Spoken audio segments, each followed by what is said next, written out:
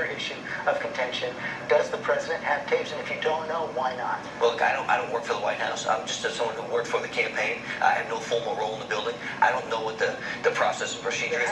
The president's telling the truth. Look, I don't know if there are tapes of the conversation, but what we do know for sure, unequivocally, what Jim Comey said yesterday was that the president has an investigation. It's the only thing, and if you listen to what Marco Rubio said, it's the only piece of information which was not leaked from the FBI. So wait a second, you believe James Comey when he says the president was under investigation, but was not under investigation. You don't believe James Comey when he says the president asked for a loyalty pledge. You don't believe James Comey when he says that in a meeting in the Oval Office with the president asked him to let the Flynn investigation go. But what I don't believe is Jim Comey, who's the director of the FBI for the last 5 years, says, I was so afraid because the president asked me to do something. I didn't know what to do. I wasn't qualified, basically, he said, to call the Attorney General, to call the Deputy Attorney General. This is the director of the FBI, and he was so shell-shocked, stunned, if you will, that the president asked him to, hey, let it go, potentially, which is nothing. He said, I hope this goes away. And what he said yesterday, under congressional testimony, was nobody's ever been tried or convicted of hoping for something. He swore under oath that was the truth. He told people at the time that was the story. He wrote contemporaneous notes at the time, and he was actually asked yesterday, why should we believe you and not President Trump? Here was his answer. He said you have to look at the whole testimony. You can't cherry pick it. You can't say I like these things he said, but on this, he's a dirty, rotten liar. Right. You take it all together, and I've tried to be open and fair and transparent and accurate. A really significant fact to me is, so why did he kick everybody out of the Oval Office?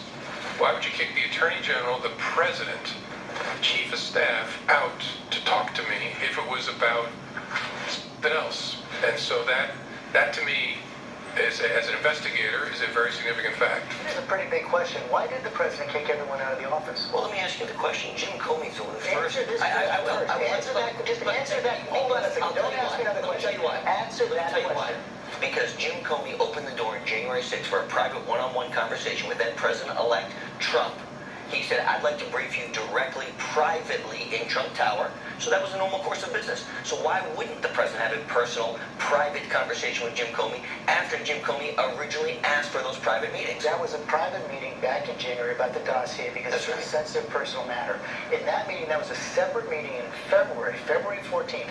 The Attorney General was there, the Vice President was there, Jared Kushner was there. The President asked them all to leave. Why did he ask them to leave? Well, maybe he wants to have a conversation with Jim Comey directly. What I do know is this. About Michael Flynn. Here's what I know. Jim Comey testified yesterday under oath that he knew that Jeff Sessions was going to recuse himself. How did he know that? Because he testified to that. He didn't say he knew that. He actually said, hold on. He said, I believe that. He believed it will be inevitable based on information that he had received as FBI director. Here's what we know, George. On March 1st, Karen Lee of the Wall Street Journal wrote a story that was published and said there was FBI hand-wringing and there was no formal process for the Attorney General to be recused from an investigation other than, quote, public pressure. But again, going back to, how do you know what the president is saying is true?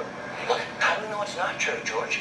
Here's what we know. Two people are in the room, the director of the FBI and the President of the United States. What we also know is that if the director of the FBI thought a crime was committed, meaning he was asked to obstruct justice by the President of the United States, under 18 U.S. Code Section 4, he has an obligation, not only an obligation, a duty to report that to either the White House counsel, the Attorney General, or the Associate Attorney General of the United States. And if he doesn't do that, and he knowingly conceals information, that is a felony punishable by 3 years in jail. James Comey also said is that right now he has turned everything over to the special counsel. Well, did he turn over to the special counsel of the media? Look, what he admitted yesterday, George, is this guy's the leaker. He is the deep state in Washington that is everything is wrong. He admitted under oath that he gave his contemporaries